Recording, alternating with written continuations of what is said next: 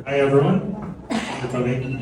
My name is Gerry, and as Ate Gerry said, I'm number 4 and product number one of the colorful life.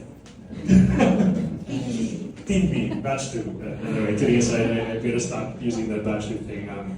This experience has certainly brought us all closer. So Papa was definitely a charmer. He had so many fans. I kind of feel like because there was a time we lost our closeness. I kind of drifted last year, but this year was I was very blessed this year because I got to somewhat restore that closeness with him, and we would spend a lot of time this year. And so now I can happily share with you guys my favorite memories with him, like part of his being charming. And I remember one time we were at the hospital, and I think Papa looked like he was panicking. He was like running around looking for me. He's like, Dad, nasa ka? Liga.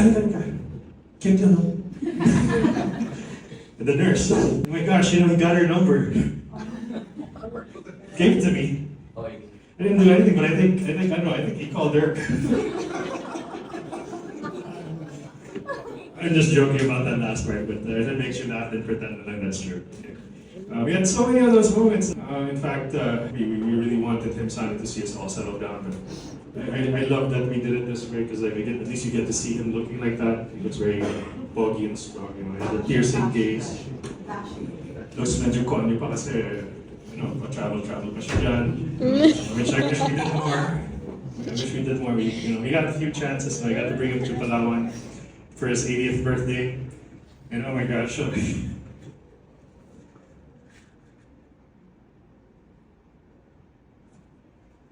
that was a great trip. We were playing billiards, we were swimming, and then hours went by. We didn't realize we were so drunk in the pool na sort of this affected his later on medical condition. It's one of my favorites because we were so drunk we couldn't get him out of the pool, and so one of the waiters stopped. I had to tip him like I don't know 1,000 or something. Kuya, huwag mo sabihin kahit pinapalabas ko sa pool. And then I think Brit might have seen one of her pictures. We were so wasted. It was such a great memory. We had to. At least I got to take him on that one trip. Wish we did more, but it is what it is. And yeah, he's super charming guy. Sobrang gulo na yung line calls. yung content yung nag-overlap. But anyway, all I'm saying next, don't feel bad if you didn't have the close. Papa super loved you. You guys, he was always very proud of my 2 nieces, his great favorite grandchildren. Ako rin favorite din ako daw. I think he says that about each of us. Charming and bulky. Charming na lang. Nick posted the other day his talk on that 81st birthday. We had a good party for him, and I just realized, that when he speaks, he sounds very smart, and he speaks so straight, but he also injects a lot of humor, and he has a lot of sarcasm that gets him into trouble, as I do also, as some of my colleagues have seen me do. And super smart guy. And yung joke mo, Katie, kanina, your joke about the top thing, that's a very true story because it's from him where I got, whenever we get rankings, like awards, top 1, top 5, bench. My colleague here, I made this joke to you about, whenever I tell him, oh, Papa, top 3 award, top 5 award. He'll be like, kayo, 6? But it's just his cariño, and I make that joke a lot now, unfortunately, and it's only recently that I realized I got it from him. But in our early years, especially when we were super close, we would go on very long walks. In the same way that we were stuck in that pool for hours, and we had more wholesome talks on Monday. In my early career days, when I would have shallow, in hindsight, they were now shallow challenges, but back when I was living during those months, they were very heavy. He would be the one guiding me through those experiences. No? Papa was definitely a very generous guy. Growing up, my mom was the strict one, especially when it comes to money. I had an allowance. My mom wanted to teach me about budgeting, but every time I go to my dad, he'd give me the same amount of my allowance. So I had 5 times to my allowance, and I'm sure my siblings. I'm sure he was very generous to you guys, and I would. Growing up, we all would hear about Gerry, Bert, Patrick, and there were pictures of you guys all around our house. I grew up looking up to you guys actually. We saw it even when he didn't have any more money, he was still so generous. To be honest with you, I was one of the beneficiaries there. I remember when I stopped working, I got burned out, so the one that's big savings ko. Papa, like, left me, so, like, without me asking, he just left me some money. It went back to him a month through his hospital bills.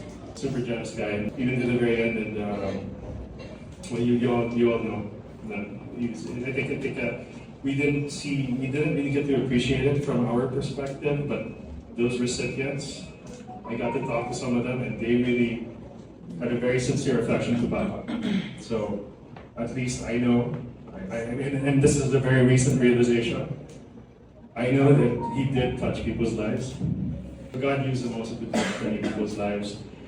As I said, I'm super glad our closeness was restored in the past year. I was very blessed to be able to go hear Mass with him quite often.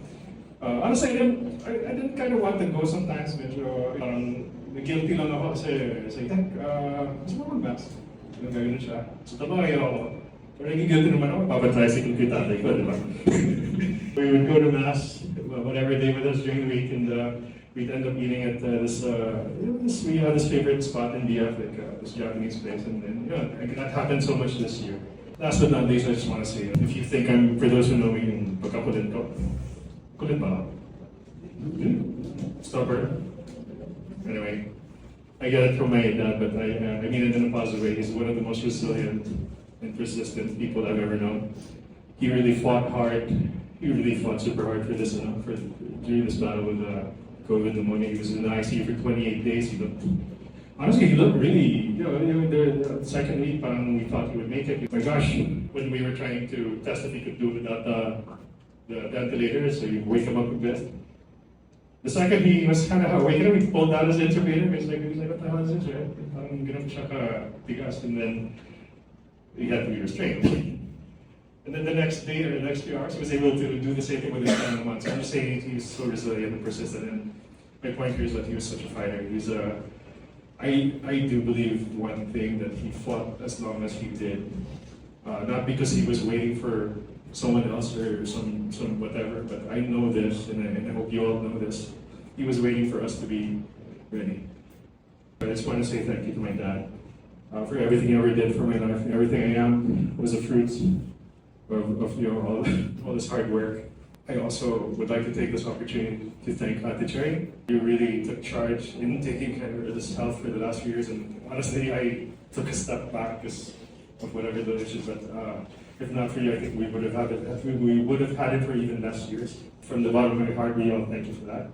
And I would also like to thank my younger sister, Eulogy, who basically my dad.